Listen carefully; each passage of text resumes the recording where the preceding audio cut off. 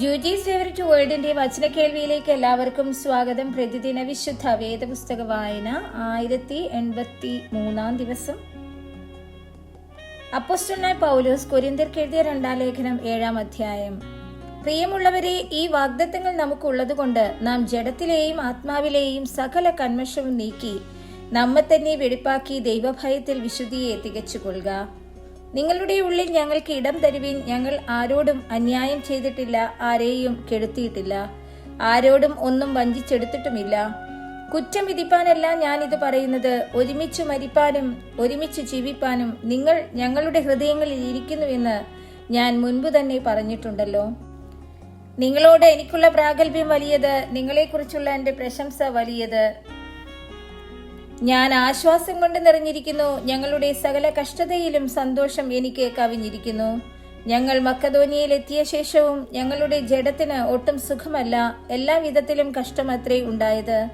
പുറത്ത് യുദ്ധം, അകത്ത് ഭയം. എങ്കിലും എളിയവരെ ആശ്വസിപ്പിക്കുന്ന ദൈവം തീത്തോസിന്റെ വരവിനാൽ ഞങ്ങളെ ആശ്വസിപ്പിച്ചു. അവന്റെ വരവിനാൽ മാത്രമല്ല, അവന് നിങ്ങളെ കൊണ്ട് ലഭിച്ച ആശ്വാസത്താലും കൂടെ നിങ്ങളുടെ വാഞ്ചയും നിങ്ങളുടെ വിലാപവും എനിക്കായുള്ള നിങ്ങളുടെ എരിവും ഞങ്ങളോട് അറിയിച്ചതിനാൽ തന്നെ അതുകൊണ്ട് ഞാൻ അധികമായി സന്തോഷിച്ചു. ഞാൻ ലേഖനത്താൽ നിങ്ങളെ ദുഃഖിപ്പിച്ചു എന്ന് വരികിലും ഞാൻ അനുതപിക്കുന്നില്ല. ആ ലേഖനം നിങ്ങളെ കുറെ നേരത്തേക്കെങ്കിലും ദുഃഖിപ്പിച്ചു എന്ന് കാണുന്നത് കൊണ്ട് മുമ്പേ അനുതപിച്ചു എങ്കിലും ഇപ്പോൾ ഞാൻ സന്തോഷിക്കുന്നു.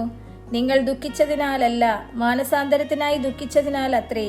നിങ്ങൾക്ക് ഞങ്ങളാൽ ഒന്നിലും ഛേദം വരാതവണ്ണം ദൈവഹിത പ്രകാരമുള്ള ദുഃഖം അനുതാപം വരാത്ത മാനസാന്തരത്തെ രക്ഷയ്ക്കായി ഉളവാക്കുന്നു.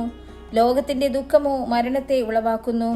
ദൈവഹിത പ്രകാരം നിങ്ങൾക്കുണ്ടായ ഈ ദുഃഖം എത്ര ഉത്സാഹം, എത്ര പ്രതിവാദം, എത്ര നീരസം, എത്ര ഭയം, എത്ര വാഞ്ച, എത്ര എരിവ്, എത്ര പ്രതികാരം നിങ്ങളിൽ ജനിപ്പിച്ചു. ഈ കാര്യത്തിൽ നിങ്ങൾ നിർമ്മലന്മാരെന്ന് എല്ലാവിധത്തിലും കാണിച്ചിരിക്കുന്നു. ഞാൻ നിങ്ങൾക്ക് എഴുതിയത് അന്യായം ചെയ്തവൻ നിമിത്തമല്ല, അന്യായം അനുഭവിച്ചവൻ നിമിത്തവുമല്ല. ഞങ്ങൾക്ക് വേണ്ടിയുള്ള നിങ്ങളുടെ ഉത്സാഹം ദൈവത്തിന് മുൻപാകെ നിങ്ങളുടെ ഇടയിൽ വെളിപ്പെടേണ്ടതിന് തന്നെ. അതുകൊണ്ട് ഞങ്ങൾക്ക് ആശ്വാസം വന്നിരിക്കുന്നു. ഞങ്ങളുടെ ആശ്വാസം ഒഴികെ തീത്തോസിന്റെ മനസ്സിന് നിങ്ങൾ എല്ലാവരാലും തണുപ്പ് വന്നതുകൊണ്ട് അവനുണ്ടായ സന്തോഷം നിമിത്തം ഞങ്ങൾ എത്രയും അധികം സന്തോഷിച്ചു. അവനോട് നിങ്ങളെക്കുറിച്ച് വല്ലതും പ്രശംസിച്ചിട്ടുണ്ടെങ്കിൽ ഞാൻ ലജ്ജിച്ചു പോയിട്ടില്ല.